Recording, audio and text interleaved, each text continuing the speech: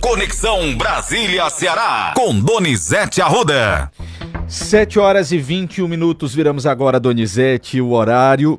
E é o seguinte, a gente inicia nesta terça-feira chuvosa aqui em Fortaleza, acompanhando com tristeza o que está acontecendo em Los Angeles, né? A situação está cada vez mais complicada, o número de mortos subiu para 24, mais de 100 mil moradores estão sem casa.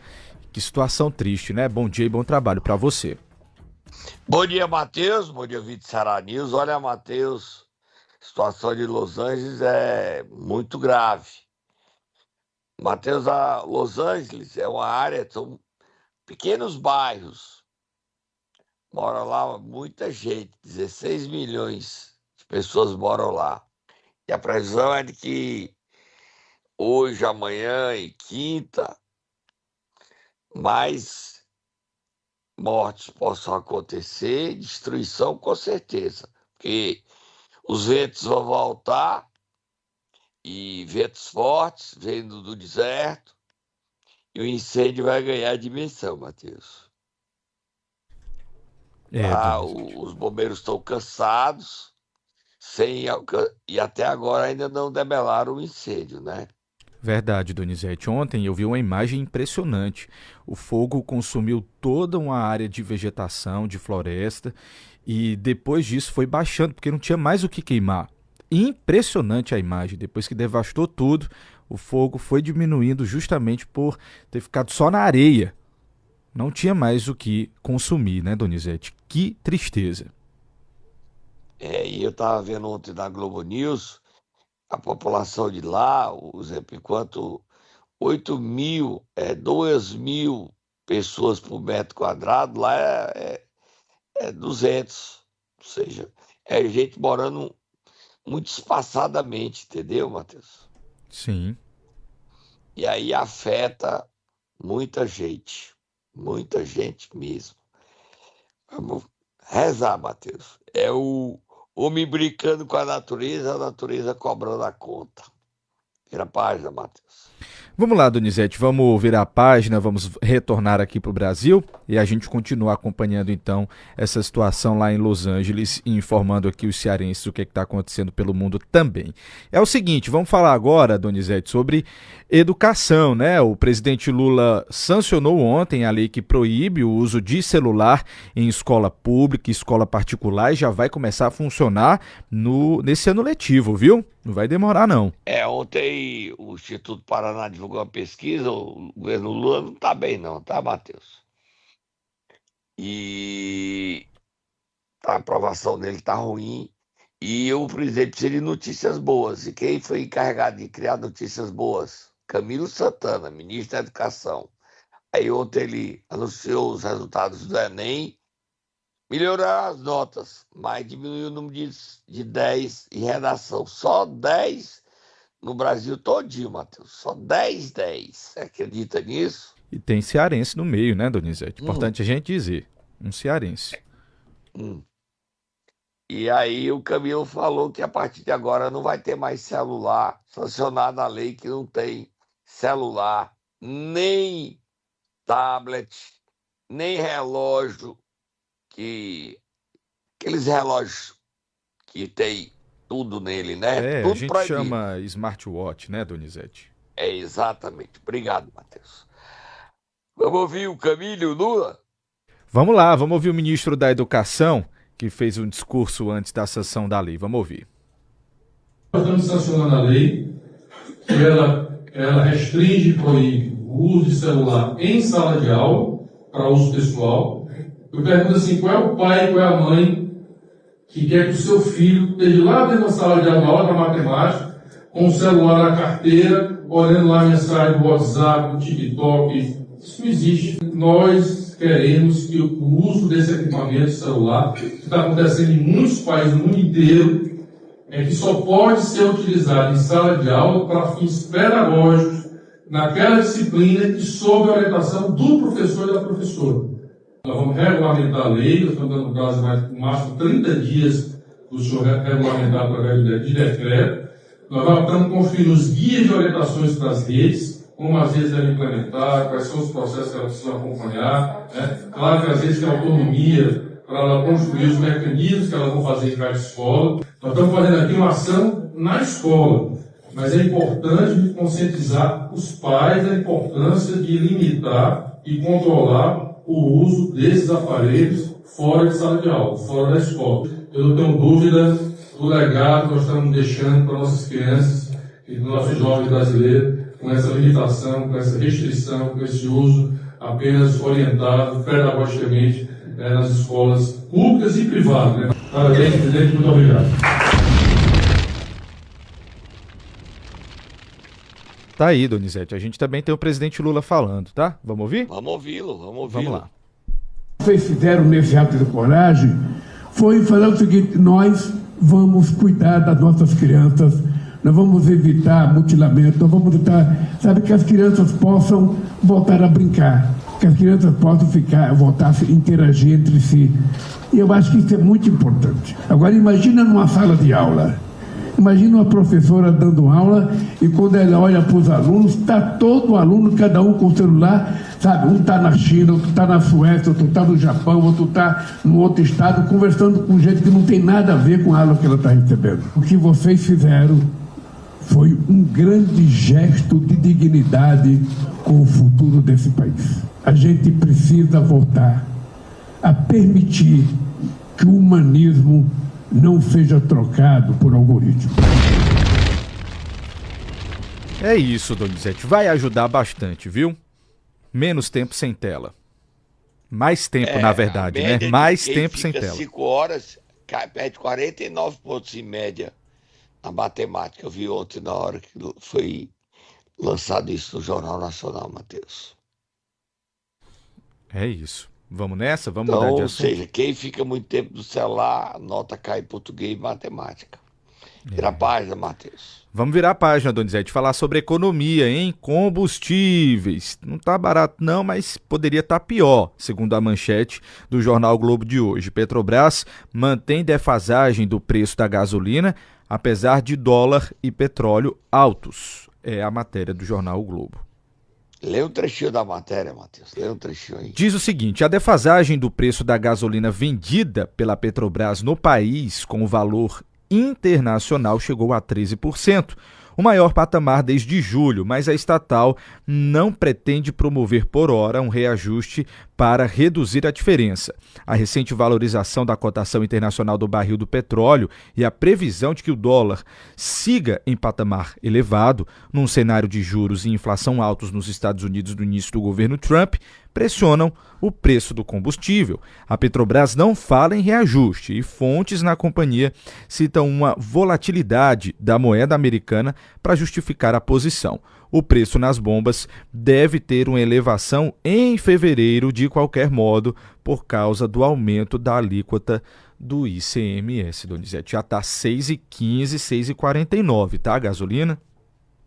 Eita, Matheus. Olha, Matheus, duas coisas.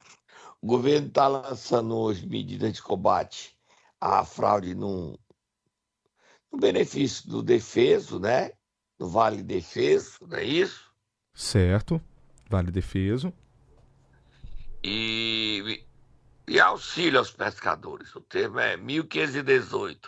Vai ter que todo mundo se recadastrar. 70% já se recadastraram. O auxílio é R$ 1.518 mês, e um dos estados mais beneficiados é o Ceará, certo? Certo. Essa é a primeira coisa. Outra coisa é o seguinte: foi divulgado a lista de quem mais gastou dinheiro com prestação de conta com propaganda no mandato de deputado federal. Tem 2 entre os 10 que mais prestaram contas: Eunice Oliveira e Yuri do Paredão. E tem um cearense, Ceará tá aí tudo, né? Que menos gastou dinheiro, André Fernandes. Eunício e Yuri gastaram na faixa dos 400 mil e o André gastou menos de 7 mil reais. Ele é um dos que menos gastaram dinheiro com prestação de conta, tá? Tem mais alguma coisa ou podemos ir embora para tomar um cafezinho e voltar com muita notícia no momento Nero. Donizete, tem algo que nós prometemos ontem aqui, que eu resolvi resgatar para a gente cumprir a nossa promessa para o ouvinte, que é a questão do Pix. Eu tenho aqui um áudio do diretor-geral do Sindifisco, que falou sobre essa questão do Pix. Vai ser taxado? Não vai ser taxado? E a gente vai ouvir agora. Colocar porque não vai. Isso, é o Dão Real, o nome dele. Dão Real, ele é diretor nacional do Sindifisco. E a gente vai trazer, então, esse esclarecimento para o ouvinte aqui, como nós prometemos ontem. Vamos ouvir. Espalhou-se fake news pelo Brasil todo, dizendo que a Receita passaria a cobrar imposto sobre Pix. Peguei um Uber e o motorista do Uber estava apavorado, não queria mais aceitar Pix, não queria mais fazer operação com cartão de crédito, cartão de débito, porque a Receita passaria a cobrar. Eu gastei a viagem para explicar a ele como é que era essa norma. Vejam, não vai se cobrar impostos sobre operações financeiras, via Pix, via TED, via DOC, via cartão de crédito. Não. O governo não pode criar impostos sem lei. E a Constituição não permite criar impostos sobre esse tipo de operação. Não vai se cobrar impostos. Que fique muito claro, não tem nenhuma previsão de se cobrar impostos sobre as operações. A única coisa que acontece agora é que as operadoras passam a ser obrigadas a incluir também as operações feitas através de Pix, de TED, de DOCs, de cartão de crédito, tudo na mesma declaração chamada e-financeira, para que essas instituições financeiras passem efetivamente a serem tratadas com mais transparência. O que a Receita Federal pretende, de fato, é enxergar melhor a movimentação financeira que passa por essas grandes instituições. Por exemplo, a gente tem aí um exemplo muito atual, que são as bets, né, que são essas plataformas de jogos, e que recebem milhões, né, de dinheiro através desses instrumentos de pagamentos que normalmente não são monitorados. Então, passar a monitorar essas formas de fluxo financeiro serve também para a Receita Federal poder enxergar o lucro dessas plataformas digitais que operam no mundo, no cassino virtual. Explicado, Donizete? Não vai ter taxação de Pix, é isso? É isso, não tem taxação, tá bom? Tá bom. E o que a história de cartão de crédito já existe desde 2013, né? É isso. É só a monitoração. É declarar o que você gasta. É isso. Vamos lá? Vamos, agora a gente toma um cafezinho. Agora toma sim, Donizete. Num friozinho bom desse que tá fazendo em Fortaleza com esse tempinho nublado, café. 7h33, a gente volta já. Momento Nero. Vamos lá, Donizete. Nessa terça-feira chuvosa, o Tatá vai acordar quem? Liga aí pra mim, que é quem te acorda. Presidente do TRE, não é isso? Exatamente, Donizete. Presidente do Desembargador TRE. Raimundo Nonato. Vai, Tatá, acorda, vai, Nonato.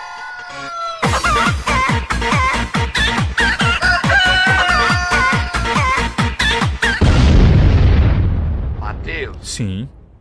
os nossos representantes adotam medidas que a sociedade fica a se perguntar. Eles têm compromisso com quem, hein?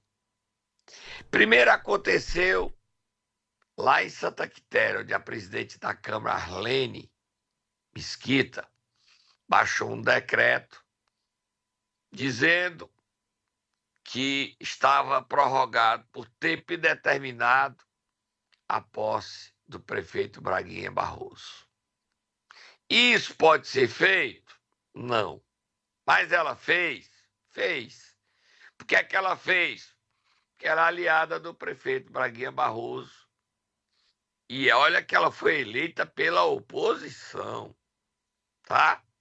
Certo. Mas aderiu às eleições da mesa diretora de Santa Quitéria, da Câmara de Santa Quitéria, ao prefeito Braguinha Barroso e apoiou a eleição do filho dele, Joel Barroso, que é hoje o prefeito interino. Aí veio a Câmara Municipal de Choró. Se Santa Quitéria fez, a gente também vai fazer. Decretou a prorrogação por tempo indeterminado para o prefeito eleito e foragido Bebeto Queiroz tomar posse do dia que quiser. Pode isso? Não. Mas a Câmara de Choró fez? Fez. E o povo? Que se lasque.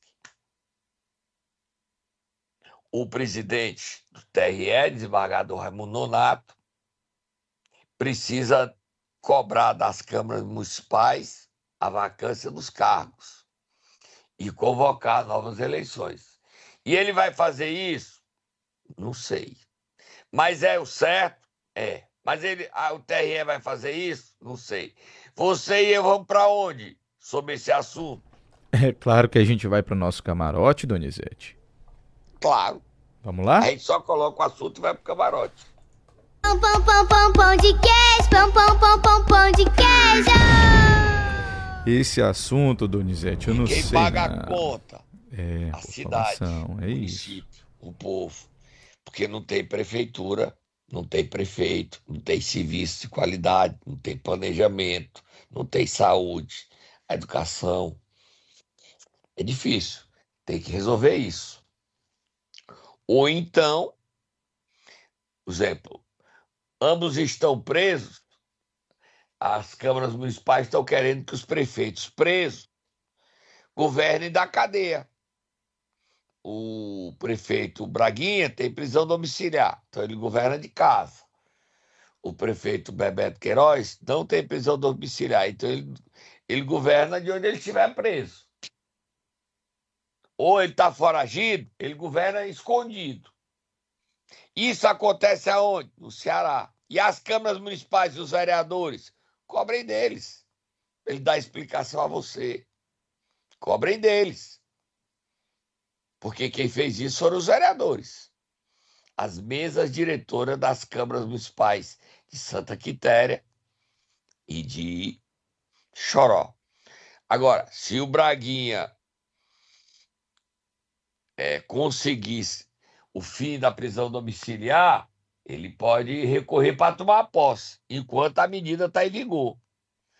Agora, a medida das câmaras não é legal. A Constituição dos municípios estabelece 10 dias para eles tomarem posse. Esse prazo já passou. Hoje é dia 14. Amanhã, falo em 15 dias. Amanhã completa 15. Então amanhã passa o tempo também de 15. Próxima matéria, Matheus. Próximo assunto, Donizete. Vamos falar de duas figuras políticas bem conhecidas do cearense, Roberto Cláudio e Cid Gomes. O que está acontecendo? Olha, Matheus, o Cid Gomes foi o aniversário do empresário de Sobral. Ele é dono de empresas de informática. Foi sábado, um almoço. E nesse almoço em Fortaleza, o Cid Gomes mostrou ao governador Eumano e ao ministro Camilo que ele apesar dele ter negociado a vaga de vice da chapa de Eumano para Ivo Gomes, ele quer ser candidato ao governo do Ceará. Cid Gomes não largou do pé do Roberto Cláudio, deu um beijo na testa do Roberto Cláudio. Você escutou, Matheus? Como é que é, Donizete? Ele cumprimentou o Roberto Cláudio e deu um beijo na testa do Roberto Cláudio, resgatando o passado onde eles eram grandes amigos. O Cid não largou o pé do Roberto Cláudio, que não vai para a União Brasil, porque não confia no capitão Wagner. Diz que o capitão Wagner quer levar a União Brasil para a direita. O partido está rachado em várias alas. Tem a ala ligada ao PT, que é Moses e Fernanda Pessoa. Tem a ala do capitão que ele quer ser de direita. E tem o Danilo, que é o Partido Independente. Então o capitão está negociando para ir para o PP. E o Cid quer que o Roberto Cláudio faça parte da chapa dele, como vice-governador ou como candidato ao Senado. Roberto Cláudio estava no aniversário. As esposas, Maria Célia e Carol, conversaram, ficaram juntas na mesa, e a Maria Célia disse: vamos acabar com esse ambiente de distância, de atrito, vamos reinar paz aqui. Sente aqui, Carol e Roberto Cláudio. Abra do olho, Camilo e Eumano. Cid se aproximou de Roberto Cláudio, com quem tinha rompido nas eleições de 2022. Sabe quem deu em primeira mão essa informação, inclusive com a foto, Matheus? Quem, Donizete? Imagina, quem? Quem, Donizete? Quem poderia? A gente sabe das coisas, Matheus. Donizete. A gente sabe das coisas. E o Cid quer ser candidato ao governo do Ceará contra o Eumano. Vai ser? Eu ainda não acredito que ele tenha essa coragem de romper com o Camilo e o Eumano, não. Mas ele quer. E ele se aproximou do Roberto Cláudio, que é bom que se diga que é quem o Camilo mais tem raiva, mágoa. Considera o Roberto Cláudio ingrato, porque o Roberto Cláudio é quem bate mais forte nele, junto com o Ciro. Nesse momento, a gente não sabe qual é a posição do Ciro Gomes. Mas o Cid quer que o Roberto Cláudio se recompor com o Roberto Cláudio, depois se recompor com o Ciro e ser candidato ao governo em 26. Solta Moab, Matheus, Moab. Só para registrar que tá anotado, tá, Donizete? Agora vamos acompanhar passo a passo, porque a política é bem dinâmica. Ontem, o Cid Gomes almoçou com o futuro presidente da Assembleia, Romeu Aldigueri.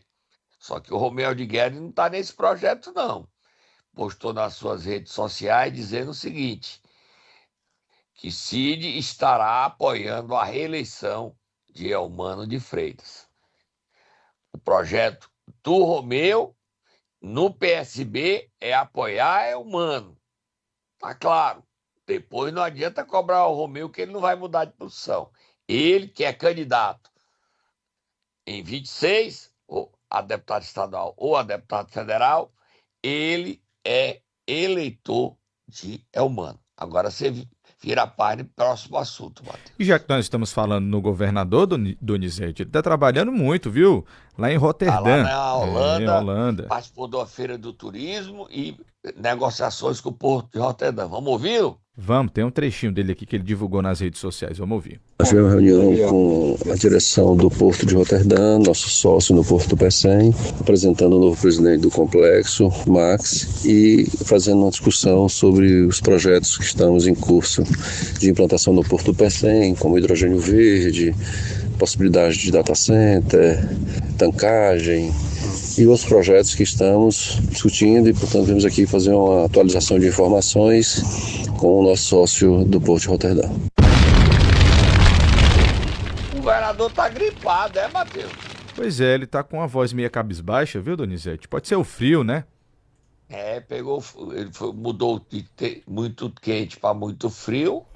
Será que ele gripou? Quem também está viajando e representando o Ceará na Arábia Saudita é o deputado Danilo Forte, lá direto da Arábia Saudita. Fala aí, deputado. Chegando aqui em Riad, capital da Arábia Saudita, para participar desse Fórum Mundial de Minerais do Futuro. São minerais críticos e essenciais para a transição energética.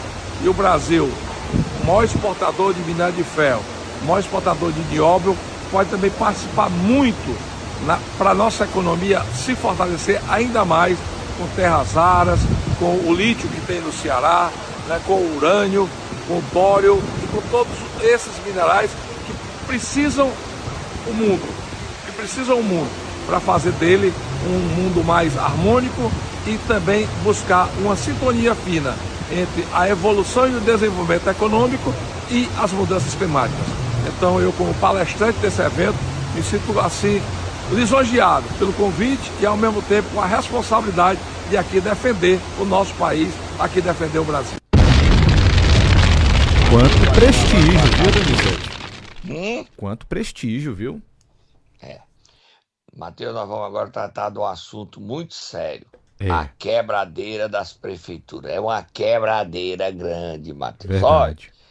Sobral, o prefeito Oscar Rodrigues está reclamando que o Ivo Gomes deixou o SAAI despauperado. Em Calcaia, o Naumi está dizendo que o Vitor Valim deixou a dívida pertinho de 700 milhões. Em Acopiara, o doutor Vilmar está dizendo que está tudo estragado. Hospital, não tem nem gerador, transporte, tudo falido. E as coisas não param não, Matheus, não param não. Ontem, o prefeito de Iguatu disse que a dívida do município é 416 milhões. Só com a Enel, o prefeito Edinaldo Lavor deixou a dívida de 11 milhões, mas ele também botou dívida dos antecessores, do Aderilo e do Agenor. O Agenor até usou as redes sociais para dizer que é perseguição. Mas o prefeito Roberto Filho, que está indo a Brasília negociar, todas as contas de Iguatu estão bloqueadas. Ontem os funcionários invadiram a prefeitura. Você viu, Matheus? Impressionante, Donizete. A gente falou sobre isso nos nossos programas. E ficaram sem salários. E a prefeitura, o prefeito, não tem como pagar. Se não desbloquear as contas, não tem como pagar. A Prece vai eleger no dia 28 o novo presidente no lugar de Júnior Castro.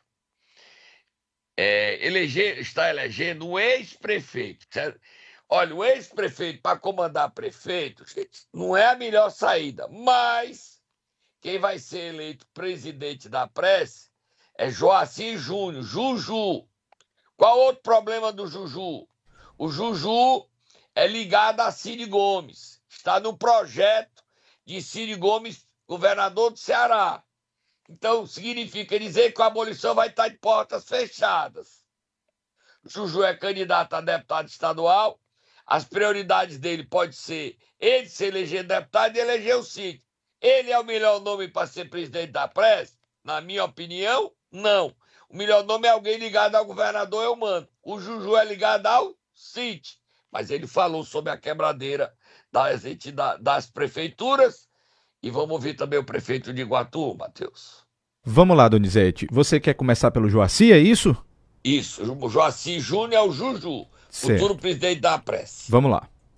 Com certeza está na nossa pauta como um dos focos. A assistência social, ela realmente, se ela for bem implantada nos municípios, ela transforma a vida das pessoas. Agora, infelizmente, ao longo dos últimos tempos, o governo federal não vem repassando as suas parcelas como deveriam passar os municípios corretamente. E, no final do ano, ficamos aí com praticamente 30% das parcelas do ano passado ainda em abertos, em virtude do não pagamento pelo governo federal. E isso prejudica principalmente os municípios pequenos, que dependem desse recurso para que possam estar implantando suas políticas de assistência da melhor forma possível, né? Municípios pequenos, eu destaco o município pequeno, porque o município pequeno geralmente não tem uma boa estrutura de ter profissionais de grande qualificação, porque não tem como pagar mesmo. E a gente depende muito desse recurso. E assim, e quando o governo deixa de repassar, sacrifica. A gente vai ter que buscar recursos de outras fontes, que poderia estar destinando para educação, saúde, mas ter que empregar na assistência social em virtude desse não pagamento. E isso tem feito com que alguns municípios não tenham conseguido implantar suas políticas da assistência da melhor forma possível. Mas a assistência, ela, como eu disse anteriormente, se tivermos no município essa parceria com o Estado e com a União, e isso for bem implantado lá no município, ela tem o poder e a capacidade de transformar a vida de toda a sociedade do município. Agora vamos ouvir o prefeito de Iguatu, que está com a mão na cabeça. Isso, Donizete, com o principal problema, que é a questão dos salários. Ele fala de dívida de precatório, do salário, da folha, né? Vamos ouvir. 416 milhões de dívida, né, Matheus? É muita coisa, vamos ouvir. Então toda dívida de precatório hoje vencido 39 milhões e a vencer entre 39 e 55. Como é a vencer? Tem coisa que vence agora no final de 2025 e tem coisa que vencerá no final de 2026. Dívida de empréstimos consignados. Aqui o servidor público faz o empréstimo junto aos bancos. Na hora que a prefeitura paga o servidor, ele desconta um valor desse empréstimo direto da folha de pagamento e a prefeitura não repassou aos bancos esse desconto que foi feito na folha de pagamento. Então nós temos dívida de empréstimo consignado 1.854.000. Valores que são os que a gente mais tem comentado nesses últimos dias e valores que estão dentro da nossa prioridade para resolver. Folha de dezembro e 13º de dezembro. A folha de dezembro, vou arredondar poucos reais, dá 16 milhões de reais. 15.999.000. O 13º salário de dezembro, que está em aberto, porque a educação foi paga, 5.688.000. Então, quando a gente soma a folha mais 13º, dá algo em torno de 21 milhões de reais. É muita dívida, né, Donizete? 416 milhões é quase que assim, é um Titanic, é pronto para afundar essa prefeitura de... Rapaz, foi muito desastre esse Edinaldo Lavor. Foi um desastre. E o Roberto Filho viajando para Brasília ia falar com os tribunais superiores para tentar desbloquear o dinheiro e começar a pagar. Tá difícil, viu, Matheus? Tá difícil.